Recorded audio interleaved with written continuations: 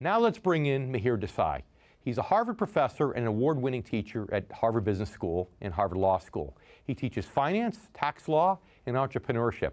His latest book, The Wisdom of Finance, takes the very complex world of finance and using literature, explains many of the more complicated aspects of finance in a readable, relatable way. And because it is a new year, we're talking about goal setting on today's show. So the question becomes, first and foremost, Mihir, first of all, welcome to the show. Thanks so much. It's great to be here. You believe that financial literacy is important, as I do, but tell our viewers in your own words why financial literacy is so important to you. Well, as you pointed out, finance is an important component of all goals, almost all goals in our life. And so the key thing to kind of question is whether we really have the financial understanding that we think we do. You know, what I observe in my classroom with very, very bright people is that people are still really intimidated by finance. And a lot of people are intimidated in finance because, frankly, you know, a lot of people in finance like to intimidate people.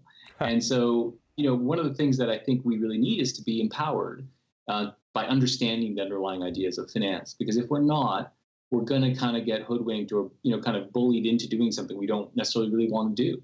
But what makes you different, though, Mihir, compared to most people who teach this stuff, is that you don't teach all numbers and facts. You like to talk about relatable stories, use metaphors and things like that. And I know you have many great stories.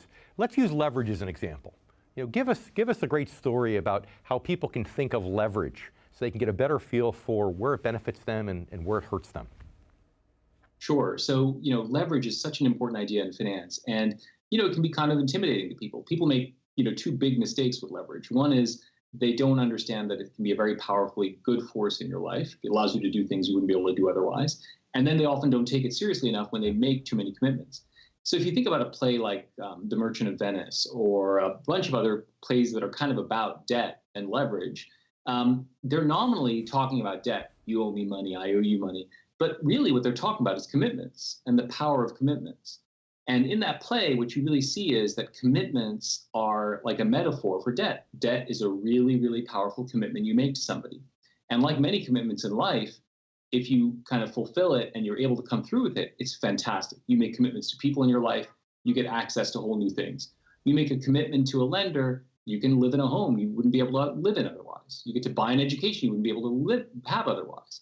So that link between leverage, which is a financial concept, and commitment, which is something that we do emotionally and with people all the time, makes it clear that leverage is actually a pretty human idea that actually maps to some basic human intuitions. Yeah, and there's a lot of people that are commitment phobic but still have a lot of debt.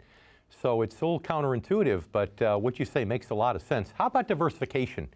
I know you have stories for diversification like that. What would be the best metaphor there to help people?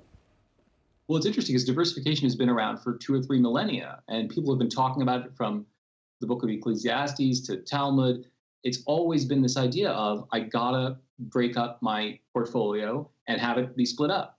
So there are a lot of great examples. It goes back in history to shipping routes where people would unbundle all their cargo and do different shipping routes. But the one I like the best is this novel from the last century where a woman is kind of talking about how risky it is to pick a husband. And it's a risk management problem, right? Like we always have. And she basically says, you know, if only I could marry 10 men, then everything would be better. And she's joking, of course. But what she's getting at is if you can take a choice and split it up, then that's really a powerful way to manage risk. And that's true with shipping cargo. That's true with, you know, portfolios of stocks. It's just true with everything. And she kind of had that intuition way before modern financial theory.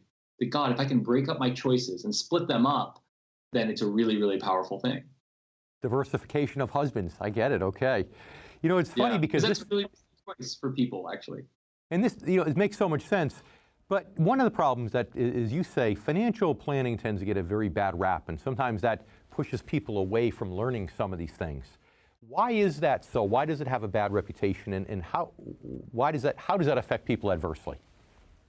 Well, I think it affects people adversely because then they tend to ignore it and they tend to kind of put it off, right? So instead of dealing with it, they kind of just like, I don't want to deal with that stuff. And as you know well, David, that's a recipe for disaster. You've got to deal with these issues because too many Americans kind of grow up and then they find themselves in retirement woefully underprepared. So the real bad cost of being put off by financial planning is you got to do it, and everyone has to do it. And you can do it in different ways, but you got to think ahead. And if you don't think ahead, then you're going to have a problem. You can do that with an advisor or elsewhere, but however you do it, you got to do it. And the part in the book is to say the way to make sure you do it is to make sure that those ideas don't intimidate you. So when a financial advisor talks about diversification or talks about options or talks about leverage, you should be able to understand that and have the confidence to question that person, as opposed to feeling a little bit intimidated, which is the real cost. So for example, we hear people who have, who say they're bad with math. If a financial advisor approaches them all mathematically, that's how they're going to feel about it, which makes sense. So Mihir, we need to leave it there. Thank you so much for being with us today on the show. And everybody, please remember his book, The Wisdom of Finance. We'll be right back with The Income Generation.